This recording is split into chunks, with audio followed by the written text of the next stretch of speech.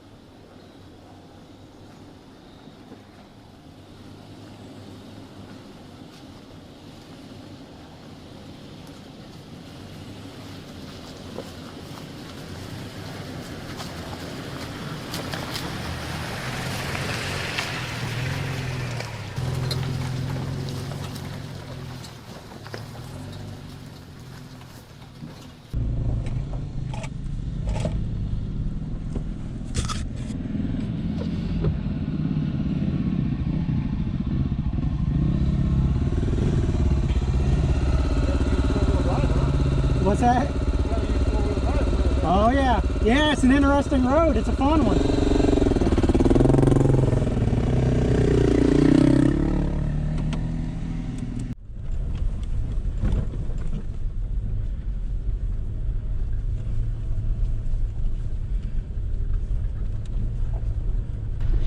This road took me up to Nimblewell Gap, which is where the Appalachian Trail actually crosses, but there's no camping up there without hiking. But I'm making my way down now. Hopefully I'm able to find a place to camp sooner rather than later, because I am losing the sun.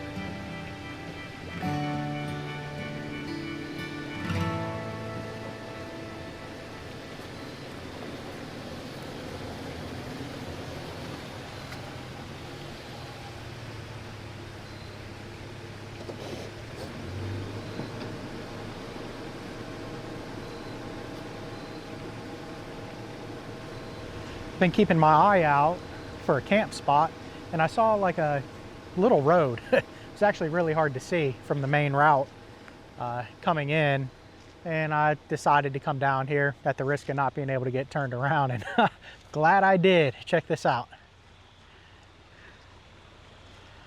Awesome camp spot.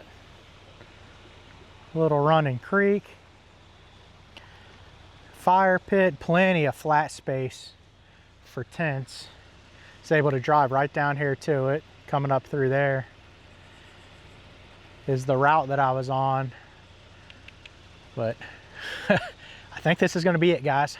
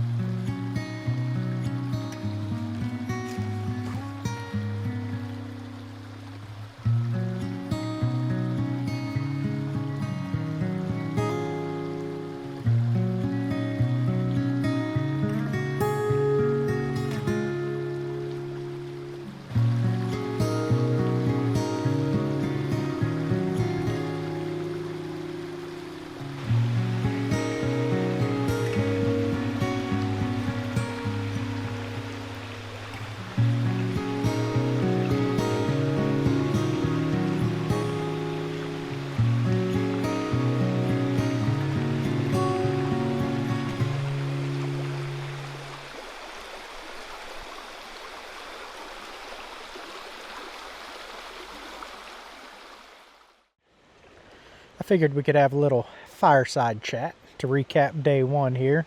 Well, the first official day. Sorry about the lighting. I don't even know if you're able to see me or not, but with these days being shorter right now, might as well at least have a little chat, even though it's dark out. I'm not one of those people that I guess you can't consider me an overlander. I'm just more of a person that likes to off-road, explore the woods, stuff like that. But I'm certainly not one of those people that feels like I need to get to camp with several hours so that I could break out my $35,000 worth of cooking equipment and all that kind of stuff and end up eating better out here than I eat at home. It's just not for me. I like to spend my time out on the route enjoying the trail, but to each their own. In fact, today I was actually getting hungry around probably about 2 o'clock when I just first started the actual route that I'm on. However, when I hit this first road on the way up to Nimblewheel Gap, I guess I just got so distracted because it got gnarly really quick. A lot of fun though, really washed out, you've already seen.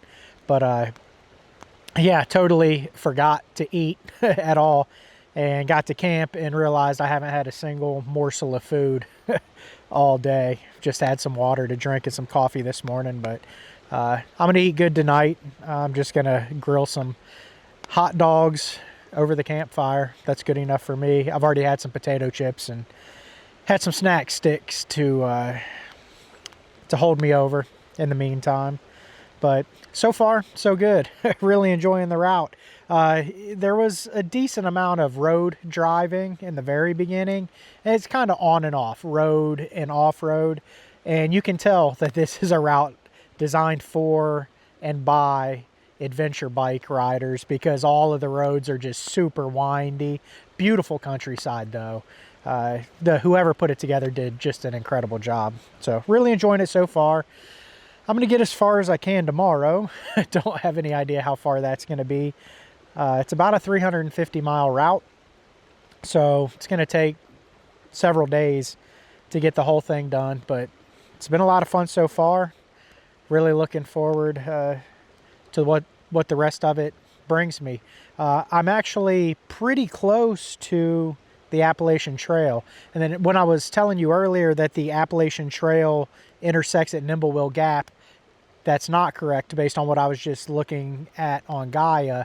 That's the approach trail. And I was kind of wondering because when I was up there I saw a trail and it was blue blazed, and that makes sense that it would be a blue blaze because the Appalachian Trail is blazed in white blazes, but all of the side chutes and all that kind of stuff are blue blazes. So that was actually the approach trail, which I have a love-hate relationship with. I did it once, probably never do it again, but I'm glad I did it the one time I did it.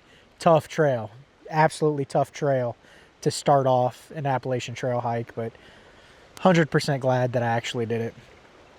Anyways, I'm just going to hang out here, enjoy this fire, and like I said, grill up some hot dogs, probably do a little bit of reading in my tent. This weather is just absolutely gorgeous, crystal clear. The lows are forecasted to be down in like the high 40s at night, mid to high 40s, and during the day hitting about 70 degrees. So absolutely blessed with awesome weather, zero complaints.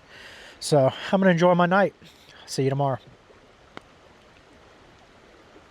Good morning.